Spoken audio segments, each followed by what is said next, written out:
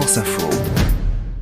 Il revendique plus d'1 milliard d'utilisateurs dans le monde. Les politiques y font désormais campagne. Mais TikTok est aussi sur la sellette, notamment aux États-Unis, où le réseau social chinois va devoir être vendu d'ici 1 an, sinon il y sera interdit. Bonjour Océane Herrero.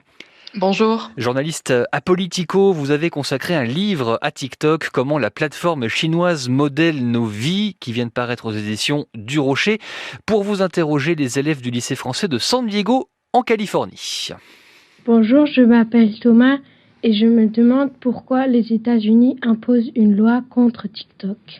La question de Thomas, elle a deux réponses principales. Le conflit économique qu'il y a entre les États-Unis et la Chine, où les États-Unis soupçonnent TikTok d'être au service du Parti communiste chinois pour influencer la jeunesse et considèrent que c'est un risque technologique. Donc c'est le principal risque pour les États-Unis qui a motivé leur décision. Donc des accusations d'espionnage ? Notamment espionnage et aussi ce risque sécuritaire selon eux de transfert de données qui peuvent être possibles depuis le téléphone des utilisateurs américains vers la Chine. Question de Lohan. Pourquoi il n'y a que TikTok qui pose un problème et pas d'autres réseaux sociaux ? Alors, ça reprend un petit peu le même problème, c'est que TikTok, c'est un peu la première plateforme de cette ampleur qui est d'origine chinoise. Donc, c'est quelque chose qui interroge fortement les États-Unis qui ont l'habitude de donner naissance aux grands réseaux sociaux qu'on connaît, Facebook, Instagram. Donc voilà, il y a ce risque sécuritaire-là. Après, TikTok n'est pas la seule plateforme à poser problème en tant que telle, étant donné qu'avec les réseaux sociaux, il y a toute une série de risques qu'on a pu identifier avec le temps, l'influence qu'ils peuvent avoir sur les élections, par exemple, sur la santé mentale des jeunes. Donc voilà, ça, c'est des risques, pour le coup, qui ne sont pas limités à TikTok. Mais on connaît vraiment les liens entre TikTok et le pouvoir chinois ? Alors, TikTok dépend d'une maison mère qui est basée en Chine, qui s'appelle ByteDance, et qui, comme toutes les plateformes et toutes les entreprises chinoises technologiques, est regardée d'extrêmement près par le gouvernement.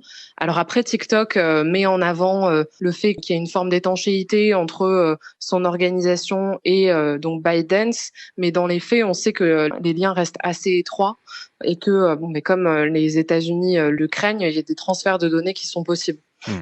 On continue avec Romy. Comment ils vont faire pour que les personnes n'aient pas TikTok ? Comment interdire concrètement TikTok finalement ? TikTok disparaîtrait en fait des magasins d'applications, c'est-à-dire ceux qui sont proposés sur les téléphones Android et Apple.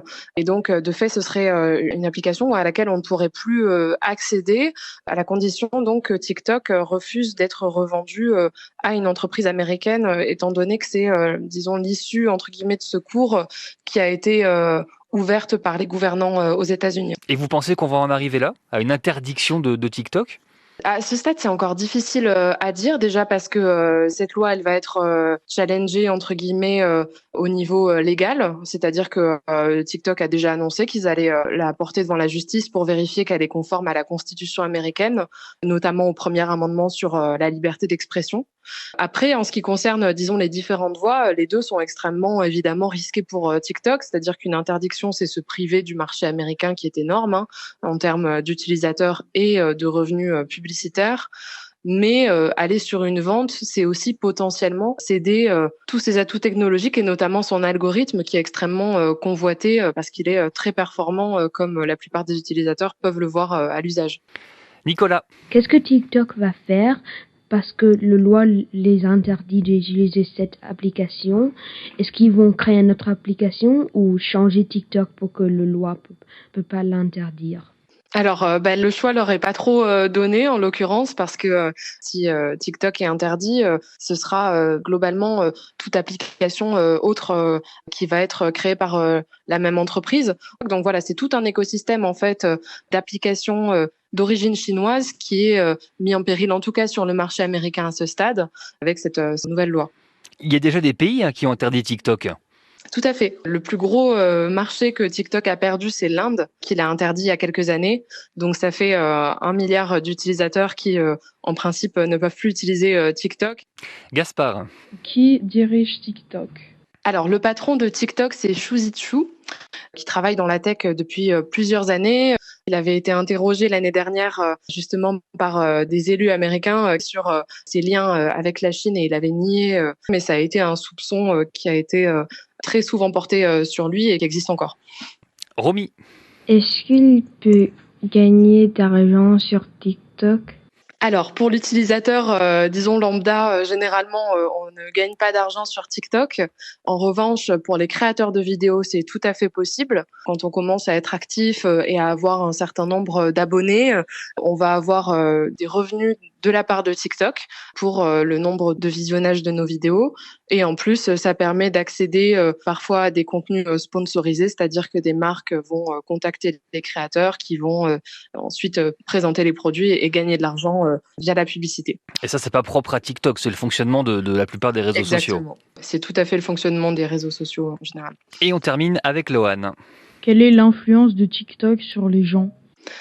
Alors, j'ai tendance à dire que TikTok a beaucoup d'influence sur les gens et les utilisateurs de la plateforme. Déjà parce qu'aujourd'hui, c'est un moyen extrêmement fort pour découvrir tout un tas de choses, en fait, de la musique, des films, des contenus culturels, mais aussi des produits. C'est pour ça que il y a autant d'annonceurs qui sont présents sur TikTok. C'est que c'est vraiment une plateforme qui a, disons, une force de prescription assez importante.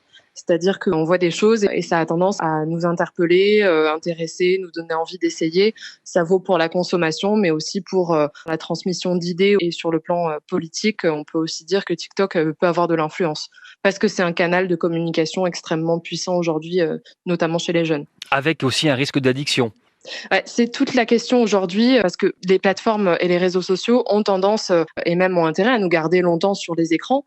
Donc, on va avoir un système extrêmement prenant avec des vidéos courtes qui s'enchaînent. Bref, c'est quelque chose sur lequel on a vite tendance à passer du temps avec donc en moyenne 1h30 par jour minimum chez les utilisateurs. Donc oui, ça pose ce risque de l'addiction, même si la question de l'addiction aux écrans n'est pas encore scientifiquement fondée. Merci beaucoup Océane Herrero, journaliste politico et autrice de ce livre, Le système TikTok, comment la plateforme chinoise modèle nos vies, aux éditions du Rocher. Merci également à Estelle Faure pour la préparation de ce France Info Junior.